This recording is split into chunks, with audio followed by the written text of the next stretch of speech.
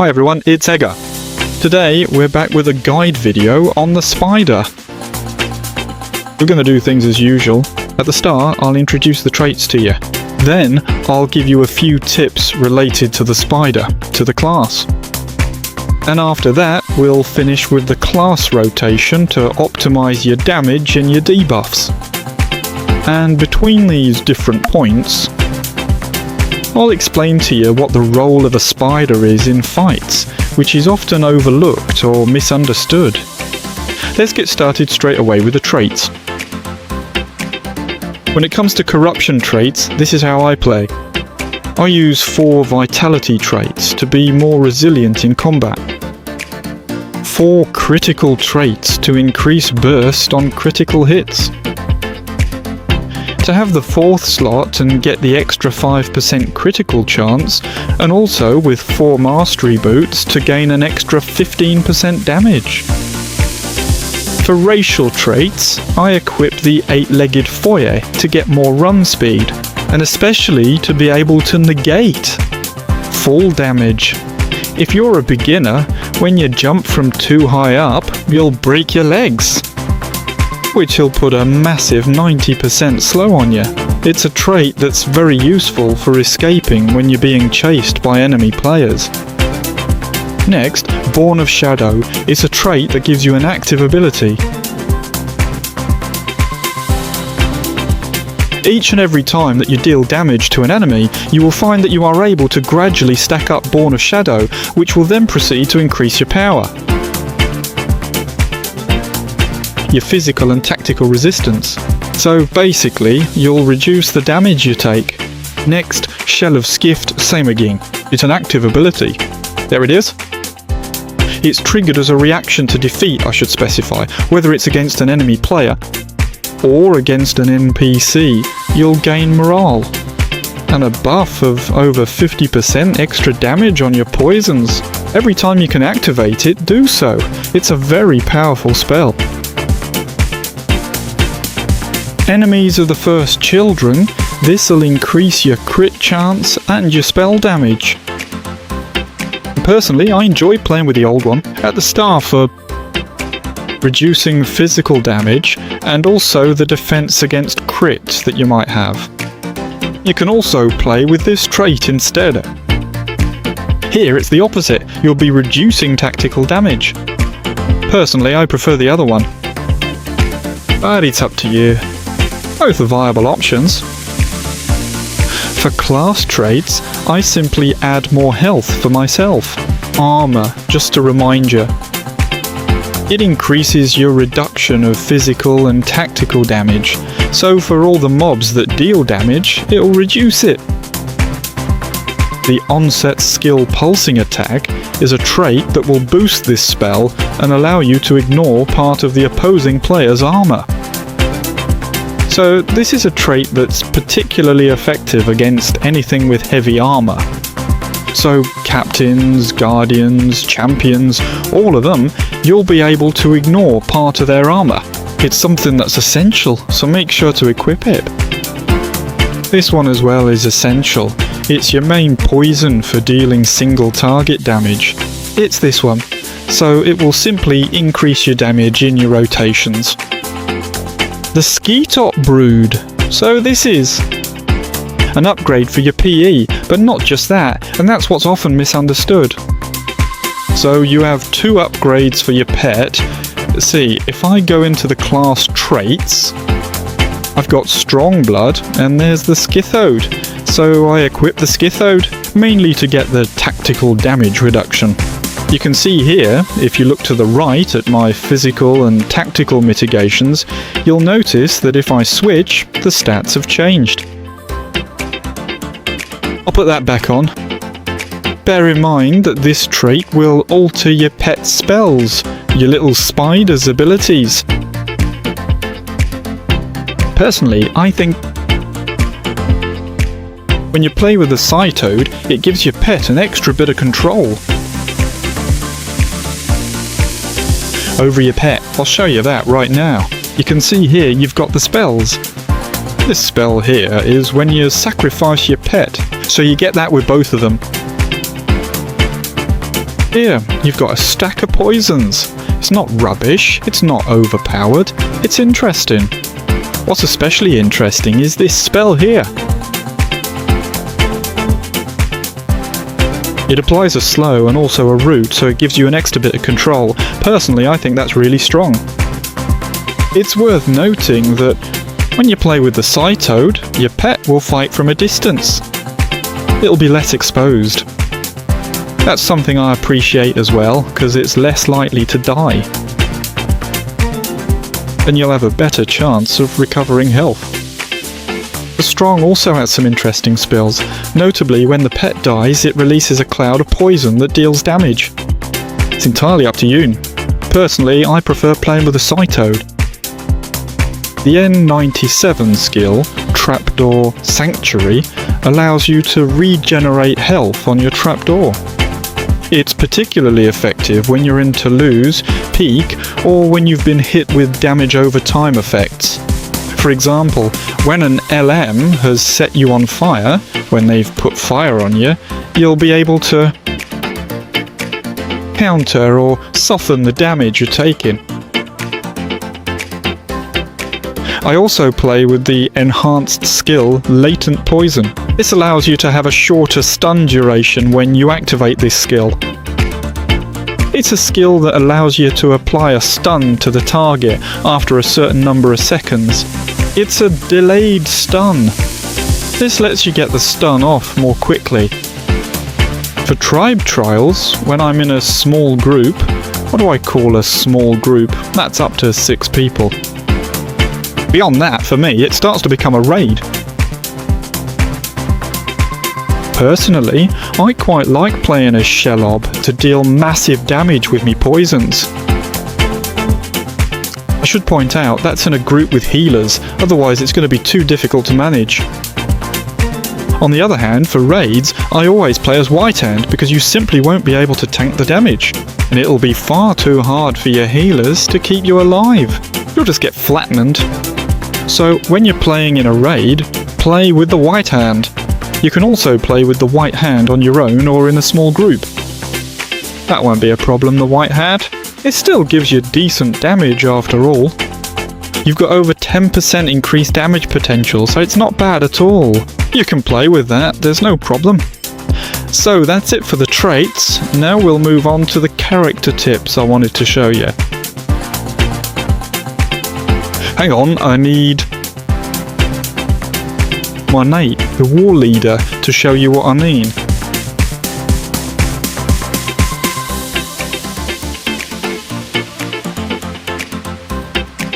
The first tip I wanted to show you isn't very complicated, but it can still help you out. There are loads of spiders who ignore it. It's about managing your pet spells. You can see here, with my pet spells, you can see that I've got some little white boxes spinning around certain spells. So that's when you preset a spell activation for your ally, for your pet. Basically, as soon as your pet goes into combat, it'll automatically use those abilities for you. So you can't use this on healing spells, you'll have to trigger those yourself.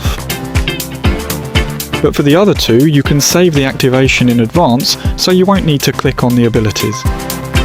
For your pet to use them, it'll really make things much easier for you.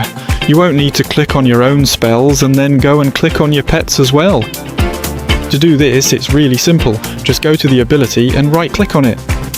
You'll see a little white box flickering around it. That means you've saved the spell's activation in advance. If I attack the war leader, my pet activates everything on its own. The abilities, I didn't click on them. You can see here there's the poison touch and also control. There you go, it triggered the root just as I mentioned earlier. And you can see that the pet, as I said before, keeps its distance to deal damage to the target. So that's the first little tip, nothing extraordinary, that I wanted to share with you. Next, the second tip I wanted to share with you about the spider is the poison spray. It's a spell that's very underrated, even by spiders themselves, generally speaking. Why? Because the spell gives you an agility debuff as well as the DOT. So you can see here there are 2 stacks. There's the poison spray with the agility debuff and the poison spray with the DOT. The first thing you need to know is that you can stack the dog. You can see there's an extra stat of DMT. You can see there are 2 of them. You can stack it up to 3 times on multiple targets. You can see here I've added another stack. There you go, so that's the first thing. And above all, as I was saying, what's misunderstood is the agility debuff. So, what is agility? Well, it's a stat that boosts damage. In fact, it's one of the stats that increases the damage of Fripp classes who wear medium armor. So hunters, burglars, wardens who play as DPS, they'll increase their physical mastery, but also their agility to boost their damage. So actually, when you put this on medium armor, you're gonna reduce some of its damage. Now, don't get your hopes up, you won't be cutting their damage in half, but you will reduce it a bit. So there you go, when you're playing against medium armor, make sure to apply this debuff. Just to remind you, the agility debuff isn't stackable, it's only the dot that can stack up to 3 times. There you have it, that was the second tip I wanted to share with you. The third tip is quite simple as well. It's about the Paratix Venom. So, when I'm playing the game, right, and I'm grouped up with spiders, and I see a flipper go past on their mount, I see loads of spiders starting to throw poisons to try and knock the target off, that's absolutely not what you should be doing. When you use Paralytics Venom, you'll stun the target and it'll automatically knock them off their mount.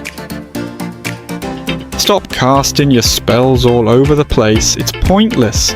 You won't have enough DPS to knock the enemy off most of the time. Use Paralytics Venom. There you go. So, as for the tips, let's say they're a bit misunderstood about the character. That's what I wanted to share with you. Now, we're going to focus on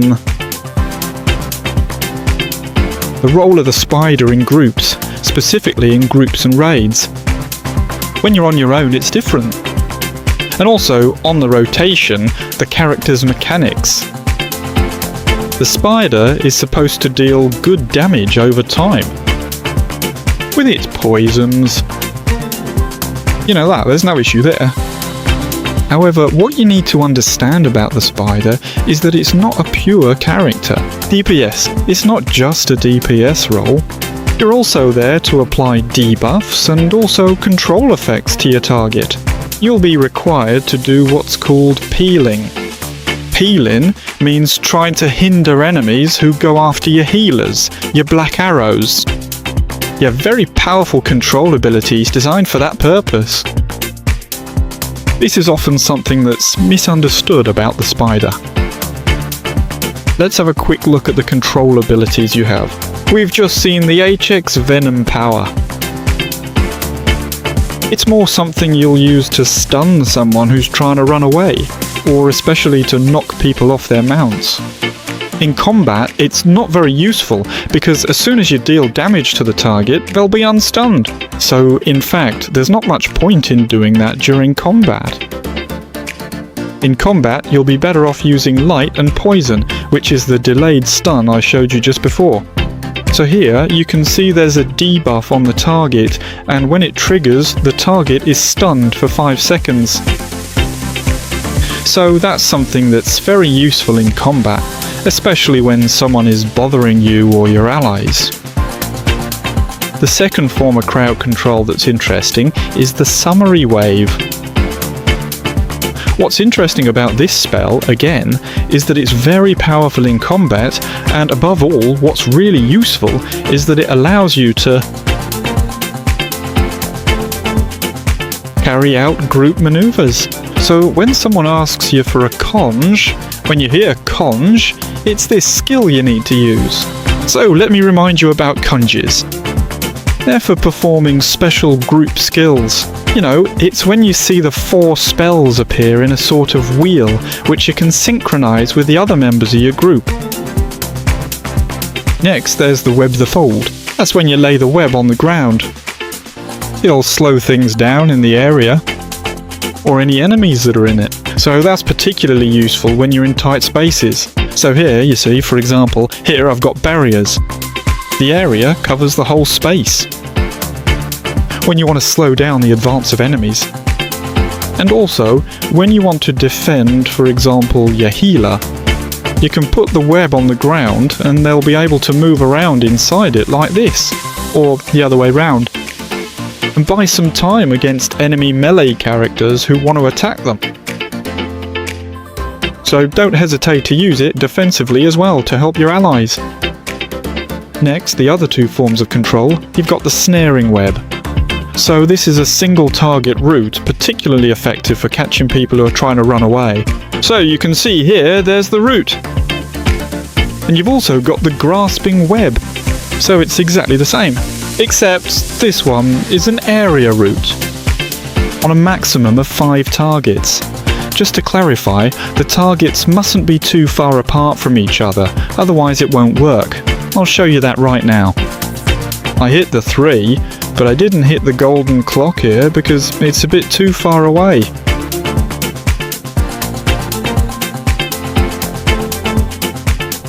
I forgot one last control.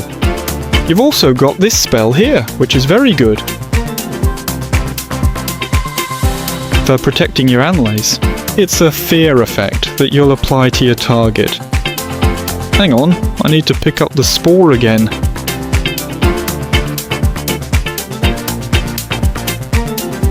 There we go. I'll show you that directly on the target.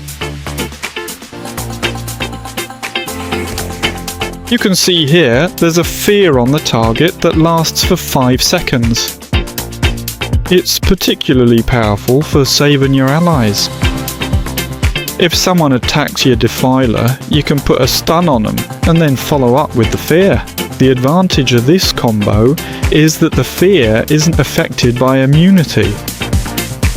Stun immunity isn't the same type of control. And after that, you can add a web, and when the web ends, you can repeat the control rotation. You start with a stun, you can use this one as well. Then you apply the fear, the web, and you repeat this rotation. It's a little control rotation that I quite like to use to protect my allies during fights. Now, we're going to move on to the rotation of damage and control for the spider. The first thing you need to know about your spider is that you have a passive to master, which is the poison point. Above the auto attack mode, you have little dots that go up to 5, and these are your poison points. You gain poison points by using certain abilities, not all of them. You see here, on the Tainted, Kiss, I gain 1. Add 1 to Venom, so a Venom point. You see here, if I use this ability on the War Leader, I gain Venom 1. Here you can see that it increases my damage. And you can see that it's activated here at 1 out of 5. What's it for? The Venom point is used to stack points, as you can see here, and to trigger certain abilities, which require a certain number of Venom points. For example, the V-Run poison, which is a powerful single target poison. You can see that I'm still doing quite a lot of damage to me target with just 3 dots. So then, what's the rotation you need to master on the spider to be optimal in your groups? It's very simple. You'll start by using your poisons. The main poisons you'll be using are the ones I'm showing you now. Careful, this one is melee, and so is this one. While you're dealing poison damage to the target, you can activate your debuffs, which I'm showing on the screen, on your target's path. Target. Why not the other way round? Because if you activate your debuffs first, while you're applying your debuffs to the target, you'll see it takes a bit of time to do them. Here you've got 2 debuffs that require casting. Well, while you're applying these debuffs, during the time you're doing this debuff rotation, the problem is that you're not dealing any damage to your target. You're not being efficient for your Groot. You apply your poisons first, which will keep dealing damage for you. Then you apply your debuffs to the target. After that, you can go back to your poisons, not the other way round. Now that you've understood that, I'm going to show you a rotation that will optimize your poisons, poison points on your target, and how to use End Venom to get the maximum poison points twice in a row, and to maximize the use of your abilities that require Venom points. The rotation is very straightforward. There are a few little subtleties though, which I'll come back to in a moment. We're going to apply the damage, as I mentioned just before. Nothing complicated here. Now I've got the maximum, I'm going to apply some debuffs. Let's say the opposing character is at a distance. I'm going to apply all of them. I'm going to use the V-Run Poison. You can see here that my stacks are at 0. I'm going to use Unvenom. I get my maximum points back. For example, I use Toxic Carapace, which is your reflect damage spell. How did I manage to get the maximum poison points twice in a row with just one rotation? It's really simple. I managed to accumulate a total of 5 poison points with the damage inflicted by my attack. With my poisons, as I was just saying before. Then, let's say I apply debuffs that give me 3 Venom points. These 2 debuffs give you Venom points, not the others. And End Venom will consume your debuffs and add 2 Venom points. So, as you've understood, 3 plus 2 makes 5, which allows me, when activating End Venom, in order to successfully clear away the poison stacks from the pair of negative status effects and have 5 in total, and thus to be able to activate my ability once again. 4 abilities that require Venom points in the most optimal way. Let me remind you that you have Drink Deep, which, in my opinion, is the least effective. It's a melee ability that allows you to drain health. Toxic Carapace lets you reflect damage. Careful, there's a little catch here. It requires 1 Venom point, but the more Venom points you have, the more effective your reflect will be. V-Round Poison requires 5 Venom points.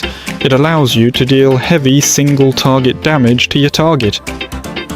And don't forget this spell, Cleansing Shadows, which allows you to remove up to 3 harmful effects from yourself, whether they're damage over time or debuffs. There you go, that was the rotation. Now, let's go into a bit more detail about the debuffs. For control effects, you have Lighten Poison, which gives you 2 stacks of Venom point. You can use it. However, the other control effects don't give you any. Except for Paralytic Venom, but remember that it's not useful in combat. Don't use it in combat just to get a Venom stack, it won't be effective. You also have your Anti-Stun, which gives you 3 Venom points, but you'll want to save it for when you're stunned. So don't pay too much attention to that either. What I wanted to share with you, let's call it a little tip about debuffs. So you have this debuff, Venomous Ass, which is often misused by spiders. Why?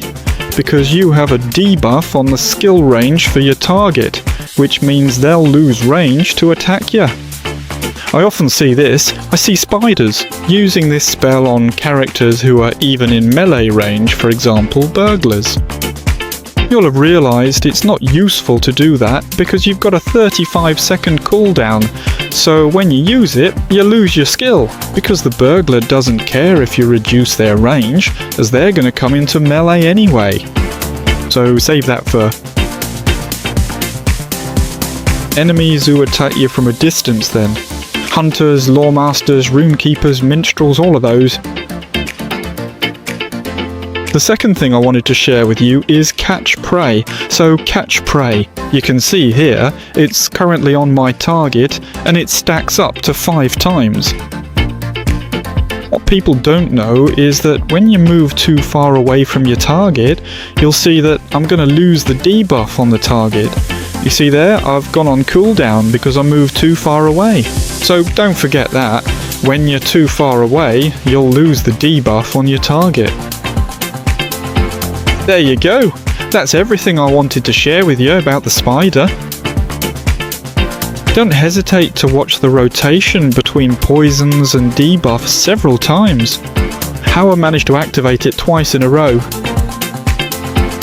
With hand venom to get my abilities. This really is the rotation you need to master on the spider. And beyond just the rotation, you need to work on developing a particular and intuitive game sense to know exactly when you should use your various control options, either aggressively or defensively. It takes a bit of time to adapt because the character's still quite technical. There you go. Don't forget that the spider is a very powerful character in terms of damage, but you also have a support role through your debuffs and controls. Hope you enjoyed this video.